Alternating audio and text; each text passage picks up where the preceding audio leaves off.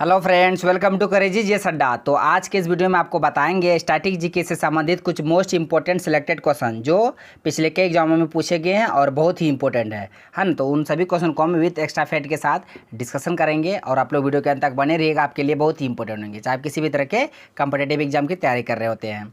तो चलिए शुरू करते हैं। पहला क्वेश्चन है कि जो मेगास्थनीज है डॉट डॉट डॉट का राजदूत था। किसका राजदूत था मेगास्थनीज, आपको ये बताना है। तो इसके साथ साथ जो एक्स्ट्रा फैक्ट होंगे हम उसे भी बताएंगे, सिर्फ आप लोग ध्यान से देखिएगा और याद भी करते जाइएगा।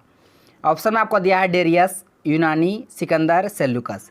तो मेगास्थनीज बता दे किसका राजदूत था, तो सेल्यूकस का था। किसका? सेल्यूकस निकेटर, इसका पूरा नाम है सेल्यूकस निकेटर। इन्हीं का राजदूत था कौन?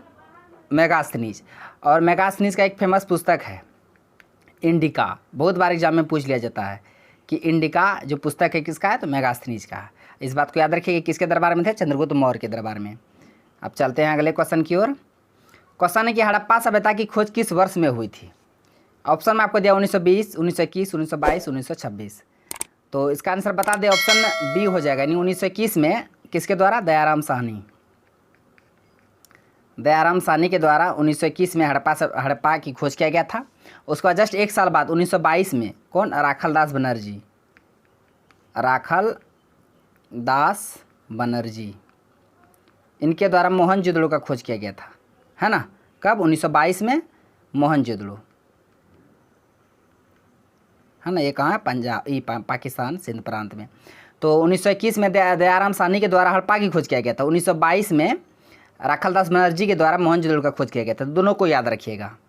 ये इंडस वैली सिविलाइजेशन के दो इंपॉर्टेंट क्वेश्चन थे जो हम आपको बता दिए। नेक्स्ट क्वेश्चन है कि उस राज्य का नाम बताइए जिसने पहले युद्धों में हाथियों का इस्तेमाल किया था, है ना। पहले युद्ध में हाथियों का इस्तेमाल किया था, उस स्टेट का आपको नाम बताना, राज्य का। तो उस समय पता ना 16 महाजनपद थे, तो उसमें बताना है कि कौन सा, मतलब वही जो स्टेट था ऑप्शन के हिसाब से। ऑप्शन में दिया है चंपा, मगध, कौशल, अवंती। तो इसका आंसर हो जाएगा ऑप्शन बी, यानी कि मगध। पर पहले के समय में जो राजा पोरस थे वो भी मतलब सिकंदर के खिलाफ जो युद्ध किए थे उसमें हाथियों का बहुत ही बड़ा अहम भूमिका था। हाथियों का भी इस्तेमाल किया था। उसके बाद चंद्रगुप्त मौर्य भी जो पूरे मतलब भारत की विजय में हाथियों का भी इस्तेमाल किया था, पूरे भारत की विजय में, है ना। कौन? चंद्रगुप्त मौर्य, है ना। इस बात को भी आप याद रखिएगा। और हाथी जो है अशोक की सेना का भी एक हिस्सा था, इसलिए हाथियों का उपयोग किया था। कौन से स्टेट? मगध। 16 महाजनपद में सबसे महान ये मगध ही था, सबसे बड़ा। नेक्स्ट क्वेश्चन है कि वायुमंडल में बादल किसके कारण तैरता है ना। वायुमंडल में जो बादल तैरते हैं वो किसके कारण, है ना। हम लोग सोचते हैं कि बादल तैर रहा, गिर कहाँ रहा, है ना। तो उसके पीछे कोई ना कोई मतलब रीजन होगा साइंटिफिक। तो ये रीजन आपको बताना है किसके कारण। ऑप्शन में आपको दिया कम तापमान के कारण, निम्न श्यानता के कारण, कम घनत्व के कारण, कम दबाव के कारण। तो इसका आंसर हो जाएगा ऑप्शन सी, यानी कि कम घनत्व के कारण। कम घनत्व के कारण वायुमंडल में बादल तैरते हैं। जिसका घनत्व कम रहेगा वो ऊपर, है ना। जिसका घनत्व कम रहेगा वो ऊपर रहेगा। रुकिए, इसको हटा देते हैं, ऊपर।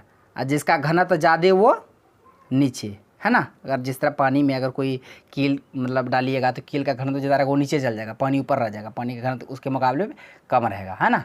तो इसी तरह नाव का घनत्व कम रहता है इसलिए नाव पानी में नहीं डूबता है, पानी का घनत्व उसके मुकाबले अधिक रहता है इसलिए पानी नीचे रहता है, नाव ऊपर रहता है। तो आप इसे याद रखिएगा। और पानी में अगर तेल डाल दीजिएगा तो तेल का घनत्व ऊपर रहता है इसलिए तेल ऊपर ऊपर दिखा देगा। पानी का घनत्व तेल के मुकाबले ज़्यादा रहता है इसलिए पानी नीचे, तेल ऊपर रहता है। तो आप इसे याद रखिएगा, जिसका घनत्व कम रहेगा वो ऊपर रहेगा। तो उसमें बादल का घनत्व जो कम रहने के कारण बादल वायुमंडल में तैरते हैं, वो गिरते नहीं हैं, है ना।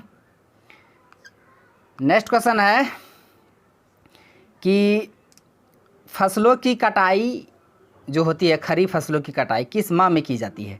ये क्वेश्चन पूछा है जो खरीफ फसल है उसकी कटाई किस माह में की जाती है। ऑप्शन में आपको दिया सितंबर से अक्टूबर, मार्च से अप्रैल, जून जुलाई, मई जून। तो इसका आंसर हम बता दें, इसका आंसर क्या हो जाएगा। इसका आंसर आप लोग को हो जाएगा सितंबर से अक्टूबर। कब? सितंबर से अक्टूबर, ऑप्शन ए। खरीफ फसल की कटाई सितंबर से अक्टूबर में की जाती है और बोई कब जाती है? अप्रैल मई में, है ना। अप्रैल मई में बोई जाती है और क्या उसके बाद काटी जाती है कब? सितंबर अक्टूबर में। इस बात को आप याद रखिएगा, है ना। और जो रबी फसल है वो अक्टूबर से दिसंबर तक बोई जाती है और अप्रैल जून जुलाई में वो काट ली जाती है। तो इसको अभी आप याद रखिएगा। रबी खरीफ फसल से भी क्वेश्चन पूछते हैं। नेक्स्ट है कि दिए गए विकल्पों में से बेजोड़ को ज्ञात कीजिए। आपको पता नहीं चार ऑप्शन में कौन सबसे अलग है। ऑप्शन में आपको दिया आलू, मूली, गाजर, टमाटर। तो इसका आंसर हो जाएगा ऑप्शन डी यानी कि टमाटर, है ना। टमाटर सबसे अलग है, वो इसलिए कि आलू भी भूमि के नीचे उगता है, मूली भी भूमि के नीचे, गाजर भी भूमि के नीचे, लेकिन टमाटर भूमि के ऊपर उगता है, इसलिए इसका सबसे अलग कौन है, टमाटर। नेक्स्ट क्वेश्चन है कि माता टीला बांध किस नदी पर बनाया गया है? माता टीला बांध। ऑप्शन में आपको दिया ताप्ती नदी, नर्मदा नदी, बेतवा नदी, केन नदी। तो इसका आंसर बता दे, ऑप्शन सी हो जाएगा, बेतवा नदी पर है माता टीला बांध। ताप्ती नदी पर उकाई बांध, कौन सा, उकाई। नर्मदा नदी पर कौन सा है, सरदार सरोवर, पता है, सरदार सरोवर बांध, है ना। केन नदी पर गंगाऊ बांध, कौन, गंगाऊ बांध। तीनों को याद रखिएगा, है ना। ताप्ती नदी पर उकाई बांध, नर्मदा नदी पर सरदार सरोवर बांध, केन नदी पर गंगाऊ बांध और बेतवा नदी पर माता टीला बांध। अब चलते हैं अगले क्वेश्चन की ओर। क्वेश्चन है कि राणा प्रताप सागर परियोजना किन दो राज्यों की संयुक्त परियोजना है ना, राणा प्रताप सागर। ऑप्शन में आपको दिया मध्य प्रदेश, उत्तर प्रदेश, मध्य प्रदेश गुजरात, मध्य प्रदेश छत्तीसगढ़, मध्य प्रदेश राजस्थान। मध्य प्रदेश कॉमन है, आपको बताना कौन सा दो स्टेट है संयुक्त रूप से राणा प्रताप सागर परियोजना के अंतर्गत आते हैं। तो इसका आंसर हो जाएगा ऑप्शन डी यानी कि मध्य प्रदेश और राजस्थान, ये दो स्टेट राणा प्रताप सागर परियोजना के अंतर्गत आते हैं, है ना। ये किस नदी पर है, तो ये चंबल नदी पर है। राणा प्रताप सागर किस नदी पर, चंबल नदी पर। ये ब कैसे हो गया, चंबल नदी पर राणा प्रताप सागर परियोजना मध्य प्रदेश और राजस्थान का संयुक्त परियोजना है। नेक्स्ट क्वेश्चन है कि दक्षिण भारत में जो वैष्णव भक्ति संत को क्या कहा जाता है? दक्षिण भारत में जो वैष्णव भक्ति संत है उसे क्या कहा जाता है? दक्षिण भारत में दो संत थे, एक अलवर, एक नयनार, है ना। ऑप्शन आपको दिया अलवर, सगुन, नयनार, निर्गुण। तो दक्षिण भारत में वैष्णव भक्ति संतों को अलवर कहा जाता था।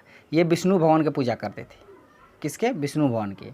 और जो नयनार थे ये शिव भगवान की पूजा करते थे, शैव धर्म, है ना। ये वैष्णव, ये शैव। तो यहाँ वैष्णव पूछ रहा था तो अलवर हो जाता, शैव पूछता तो नयनार हो जाता, है ना। दोनों को याद रखिएगा, है ना। ये दक्षिण भारत में जो भक्ति आंदोलन है उसको मतलब विस्तार करने में बहुत ही अहम भूमिका था, किसका, अलवर और नयनार का, दोनों भक्ति संत। नेक्स्ट क्वेश्चन है, नेक्स्ट और लास्ट क्वेश्चन है आज का, क्योंकि हम टॉप 10 ही क्वेश्चन बताते हैं और 10 क्वेश्चन को विद एक्स्ट्रा के साथ डिटेल से बताते हैं ना, ताकि 10 क्वेश्चन नहीं, इसके अलावा 20-25 क्वेश्चन बता देते हैं जो एक्स्ट्रा फैक्ट हम बता रहे हैं। नेक्स्ट और लास्ट क्वेश्चन है कि जब अकबर युवा था, है ना, तो उसका संरक्षक कौन था? तो बताया ना 13 साल उम्र में उसको राजा बना दिया गया था, है ना। तो बचपन में इसलिए उसका संरक्षक था जो उसका संरक्षण किया था। और अकबर के द्वारा पानीपत का द्वितीय युद्ध में भी मुगलों के द्वारा उसी के द्वारा लड़ा गया था, वो कौन था, है ना, उसका संरक्षक? हेमू था, फैजी था, बैरम खां था, अबुल फजल था। तो इसका आंसर हो जाएगा बैरम खां। बैरम खां उसके संरक्षक थे, है ना। पानीपत के दूसरे युद्ध में भी अकबर की तरफ से, मुगल की तरफ से बैरम खां ही लड़े थे। अकबर और हेमू के बीच हुआ था ना, जिसमें अकबर का जीत हुआ था और हेमू का हार हो गया था। तो यही था बैरम खान, उसके संरक्षक थे। और अबुल फजल जो है ये अकबरनामा जो है, अकबरनामा इसी के लेखक है, आईन अकबरी, अबुल फजल। तो इसको भी आप याद रखिएगा। तो फ्रेंड्स आज का क्वेश्चन बस यहीं तक था, सारे क्वेश्चन को बता दिए। तो फ्रेंड्स एक बार हम रिपीट कर दे रहे 200 क्वेश्चन को। जब अकबर युवा था उसका संरक्षक कौन था? बैरम खां। दक्षिण भारत में वैष्णव भक्ति संतों को क्या कहा जाता है? अलवर, नयनार को शैव। उसके बाद राणा प्रताप सागर ये मध्य प्रदेश राजस्थान का संयुक्त परियोजना है। माता टीला बांध ये बेतवा नदी पर है। दिए गए विकल्प बेजोड़ कौन है? टमाटर है। खरीफ फसलों की कटाई सितंबर से अक्टूबर में की जाती है। वायुमंडल में बादल किसके कारण तैरता है? कम घनत्व के कारण। उस राज्य का नाम बताइए जो पहले युद्धों में हाथियों का इस्तेमाल किया था? तो मगध। उसका हड़प्पा सभ्यता की खोज 1921 में दयाराम साहनी, 1922 में राखालदास बनर्जी। मेगास्थनीज जो राजदूत है किसका था? सेल्यूकस निकेटर का, और उसके पुस्तक का नाम इंडिका था। तो फ्रेंड्स ये सारे क्वेश्चन थे जो हम आपको बता दिए। तो यदि आपको वीडियो अच्छा लगा तो मेरा वीडियो को लाइक कीजिए तथा मेरा यूट्यूब चैनल कर दीजिए सड्डा को सब्सक्राइब करें और बेल आइकन को भी हिट कर दीजिए ताकि हर एक लेटेस्ट वीडियो का नोटिफिकेशन तुरंत आप तक पहुंच जाए। थैंक्स फॉर वॉचिंग वीडियो, धन्यवाद। मिलते हैं अब नेक्स्ट वीडियो में नेक्स्ट टॉपिक के साथ, तब तक के लिए।